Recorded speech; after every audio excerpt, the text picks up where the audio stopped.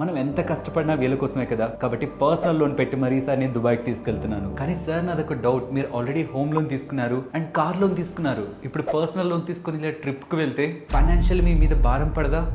అది క్యాలిక్యులేట్ చేసుకున్నాను, వీటన్నిటికీ ఈఎంఐలు పోను నాకు 20,000 దగ్గరగా మిగులుతుంది. గుడ్, మంచి క్యాలిక్యులేషన్స్ తో ఉన్నారు సార్. కానీ ఒక చిన్న క్వశ్చన్, టర్మ్ ఇన్సూరెన్స్ అనేది తీసుకున్నారా? ఇన్సూరెన్సా? ఇప్పుడు వాటి అవసరం ఏముంది అని మనం పొయ్యాక వచ్చే డబ్బులతో మనకేం పని ఉంటుంది సార్? మీకు చెప్పే అంతటి వాడిని కాదు, కానీ తప్పుగా అనుకోనంటే ఒక విషయం చెప్తాను. ప్రమాదవశాత్తు మీకు ఏదైనా జరిగిందనుకోండి, ఆ హోమ్ లోన్ ఆ కార్ లోన్ ఇచ్చిన వాళ్ళు మీరు ఎంతో ప్రేమగా కొనుక్కున్న ఇల్లుని కార్ని బలవంతంగా తీసుకుంటారు. అంటే ఈ పర్సనల్ లోన్ భారం ఎవరి మీద సార్ పడేది? మీ వైఫ్ అండ్ మీ పిల్లల మీద కాదా? మీరు నిజంగా మీ ఫ్యామిలీ యొక్క సంతోషం గురించి ఆలోచించే వాళ్ళైతే మీ కుటుంబానికి ఉంటున్న అప్పులు అన్నింటినీ తీరుస్తూ మీ వాళ్ళు ఆర్థికంగా కొన్ని సంవత్సరాల పాటు నిలబడడానికి కావాల్సిన ఎంత డబ్బు అయితే అవుతుందో అంత డబ్బుకు సంబంధించిన టర్మ్ ఇన్సూరెన్స్ మీరు తీసుకునే వాళ్ళు. నేనేం తప్పు చేశానో ఇప్పుడే అర్థమవుతుంది. నా ఫ్యామిలీ కోసం నేను ఒక మంచి టర్మ్ ఇన్సూరెన్స్